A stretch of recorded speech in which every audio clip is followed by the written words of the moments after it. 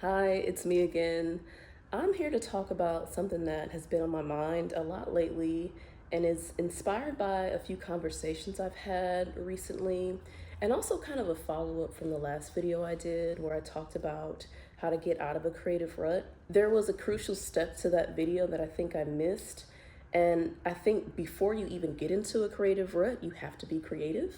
So in this video, I want to talk about how to be creative, because I think that's something I take for granted, and maybe other artists, writers, whatever, take for granted, is this creative urge, like this feeling that we want to make something and then we go and make it.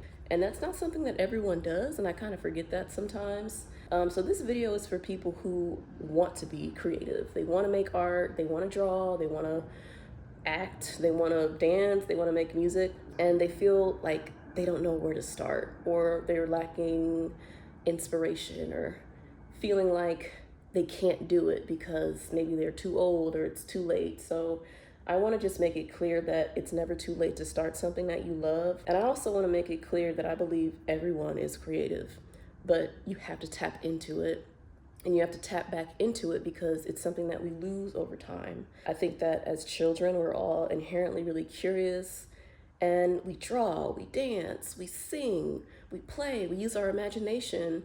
And over time, we just slowly forget that part of ourselves. And I think people like me and artists, I guess, are all, tapped into that still over time, and we haven't had it like beat out of us. And I think that's a blessing. But I think everyone, even from like an accountant to, I don't know, a janitor, no shade, has the ability to tap into that part of themselves that is creative and that has the impulse to bring something into the world that doesn't exist.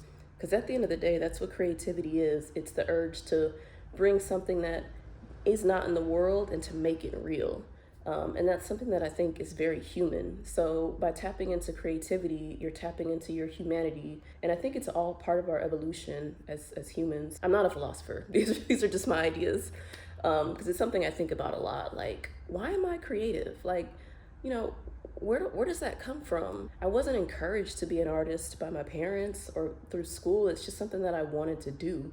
And I've always had, the urge to paint or to draw or to make things with my hands. And I'm like, where does that come from?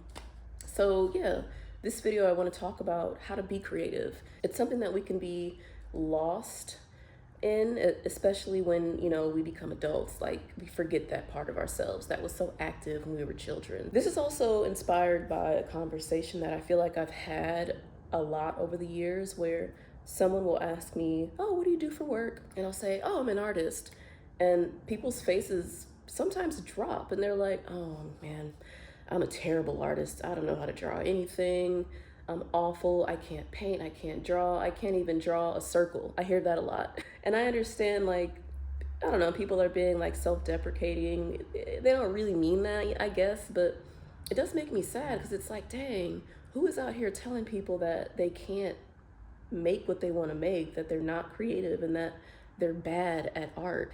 And I think a lot of those messages come from the way we're taught to be artists. We're graded, right, on our work. We're graded for how well did we color in the lines. So the way we teach art to children kind of reinforces this idea that there's good art and bad art. And if you are a bad artist, you should never ever try to make art again. So yeah, I wanted to talk about this sort of mindset that a lot of people have, that, oh, I can't make anything. I don't know how to do it.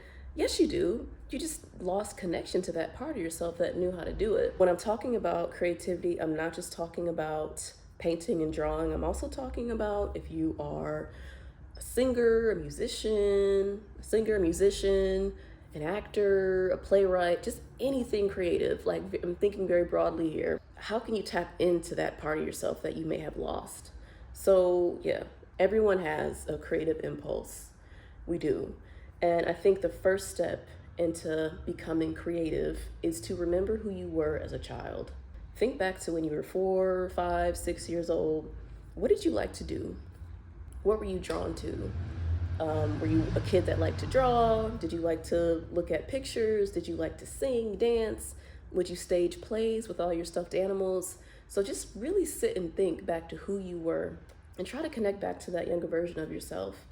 And remember that it's still part of you. you didn't lose it. It's still there. So just connect back to that child part of you. And you can do that through meditation, through journaling.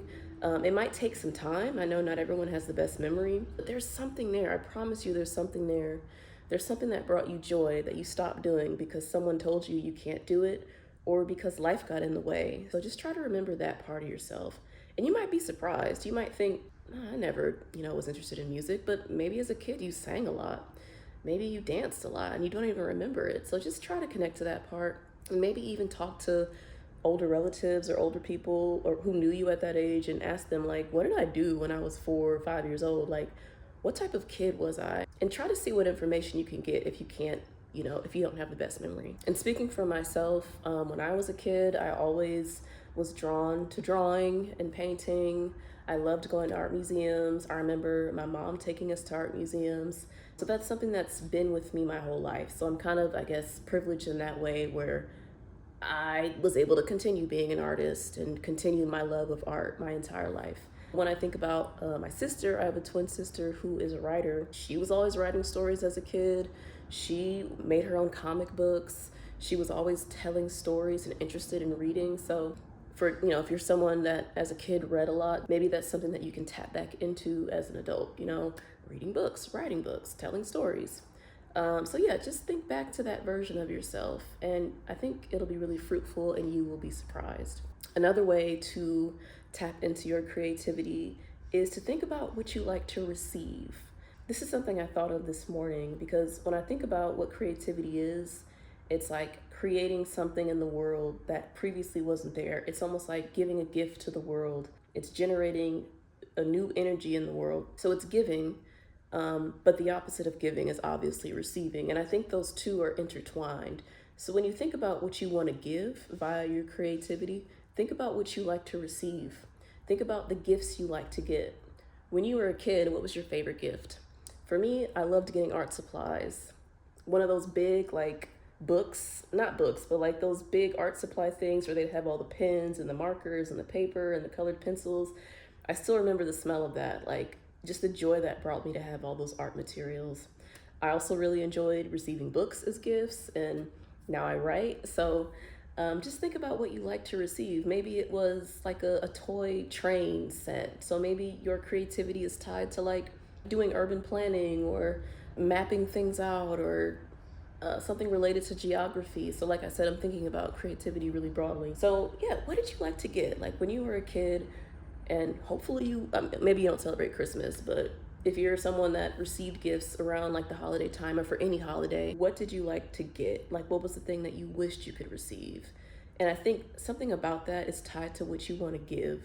So maybe that's not the best strategy, but I don't know, I think that might be a good way to sort of tap into what you want to give in the world and what you want to create for the world. Maybe as a kid, you really liked getting clothes. Maybe that was your favorite gift, shoes and clothes. All right, maybe you should look into, tapping into the creative side of you as far as fashion or fashion design or styling. I think that's another way to be creative is to just think about how we dress ourselves and how you dress other people. Maybe it's makeup. I also really like receiving makeup as a gift, and I like doing makeup, so that's another way that I am creative. And maybe that's how you're creative too. So think about it very broadly and just tap back into those memories and just think, what did I like to get? But also think about now, like what do you want right now? Personally, I really want a trip. I want to be able to like take a cruise or go on a trip somewhere. So I want to travel. So what's related to traveling in terms of creativity? It's about new experience. Okay, so maybe through my work or maybe through my creativity, I want to create an experience for people. I want to receive an experience, and I also want to give an experience via my artworks. It's a bit conceptual, this idea, but I hope you understand what I'm trying to say. So yes, think about what you like to receive in this world and how that might tie into what you like to give as a creative. Another way to tap into your creativity and how to be creative is to consume other people's creations. So go to art museums, go to concerts, go to plays, go to ballet, go to opera. If you don't have it in your city, watch it on YouTube. Listen to music. I find that when you're engaging in other people's minds and their creativity, it inspires us. And it's all connected. Think about ways that you can engage in the creative world and find ways to do it where it's like accessible to you.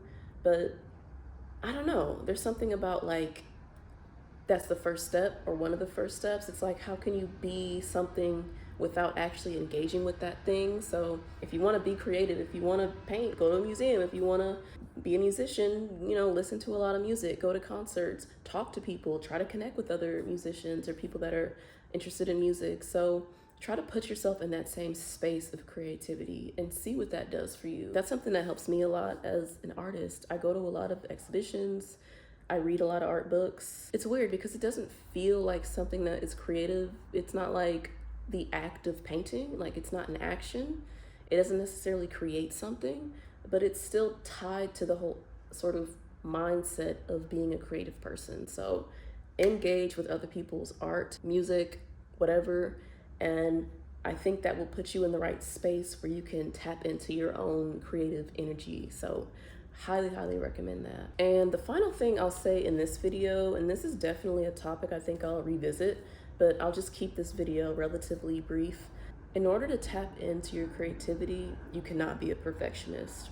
It's not about being good at something. It's not about being an expert, being the best. It's just about doing something that you love and creating something that really genuinely comes from you and your voice.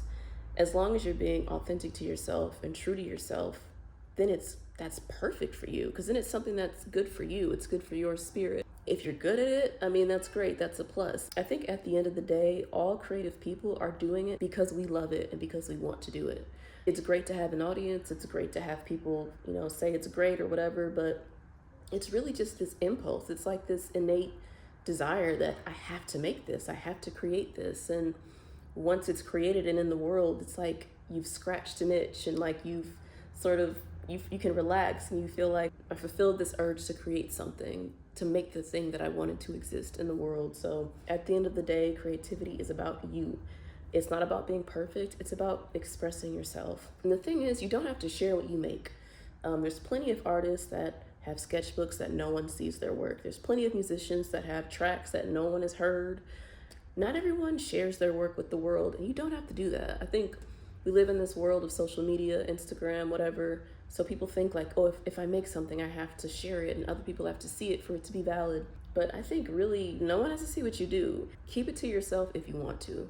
Maybe one day you'll decide to share it, but I think it's perfectly fine to just create something and to just be a hobbyist. Just to do it as a hobby. You don't have to be good at it. And also I think through practice, if you wanted to, you could become good at it. So trust the process. And I think you've taken the first step just by even thinking like, I want to be creative. How do I tap into that? And the final thing I'll say is create space in your life to be creative. Not like set aside a room or get a studio. I just mean like time. So say you work a 9 to 5, whatever, 10 to 6. Maybe when you get home, you spend 15 minutes reading, or you spend 15 minutes practicing guitar, or 15 minutes drawing. Even if it's as little as 15 minutes, hell, even 5 minutes, you've given yourself that space and that time to express yourself. And you're setting up a pattern where you do this on a regular basis. And you're strengthening that creative muscle. Because I think it is a muscle at the end of the day. It's something that you need to develop and become comfortable with. So I think that's all I wanted to say in this video.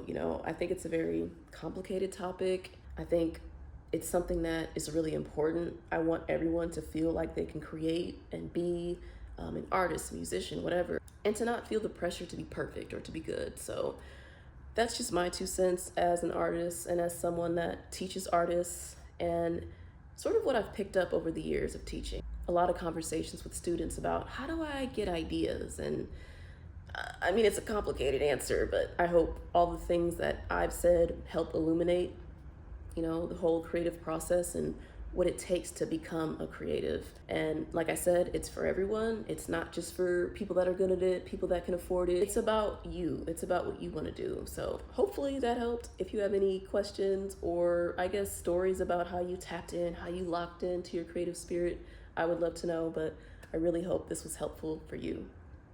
Bye.